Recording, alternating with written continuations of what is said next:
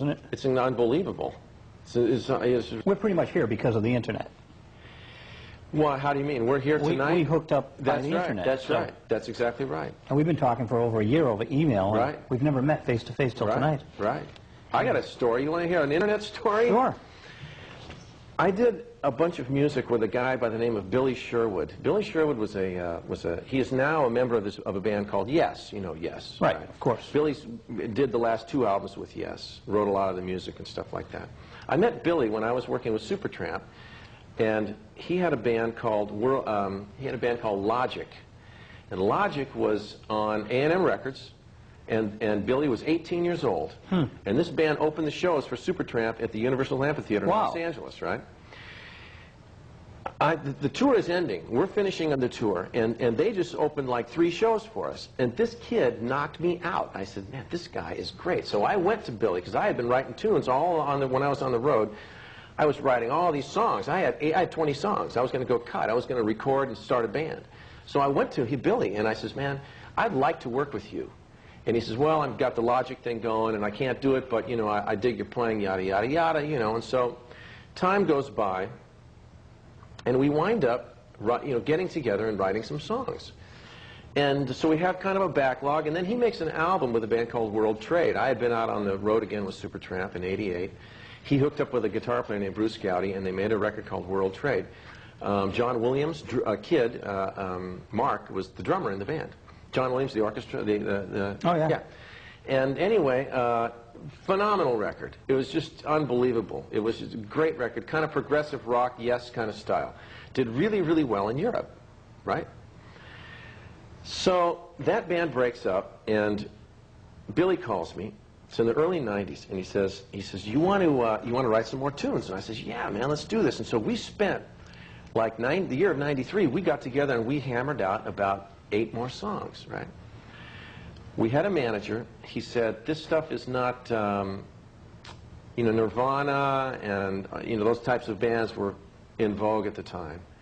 Our stuff was kind of pop, progressive, but not really, but it was good, but it just wasn't in a box. So the manager said, I don't even want to deal with you guys. That was the end of it. I wind up moving from Los Angeles to Massachusetts in '96. I'm here, I get an email message from a guy in Sweden.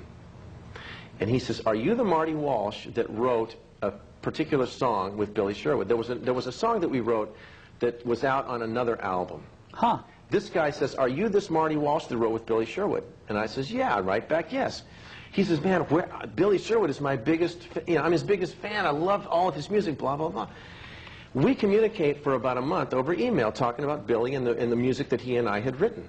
This guy says to me, I got a guy with a record company in Germany that may want to put out the music that you and Billy wrote. Wow. I get an email from what's his name now? One of the guys that works for MTM Records in Germany. And he asks me, inquires about the music. So I send him a cassette. He says, I love it. He says, I want to put it out. Let me send you a contract. So you know, eventually we sent him DAT so he could really like listen to see what we needed to do for mastering and stuff like that. The guy sends me and Billy a contract. Billy masters the CD. This is a compilation of music that we've written over about a 6-year period. Wow. And we thought the whole thing was dead in the water. He sends me a contract. We send him the master and the graphic for the CD, all the stuff that you would, you know, put on the CD with all the files and everything. And he drops the money, wires the money into our bank account. We've never talked to the guy, nothing. Wow. Finally, when the record was, when the CD was ready to come out, when they had finally done it and he sent me copies of it, he called me on the phone one day and says, I think maybe I should actually, you know, like, say hello to you, because we did the whole thing over the internet. That's incredible. It was unbelievable.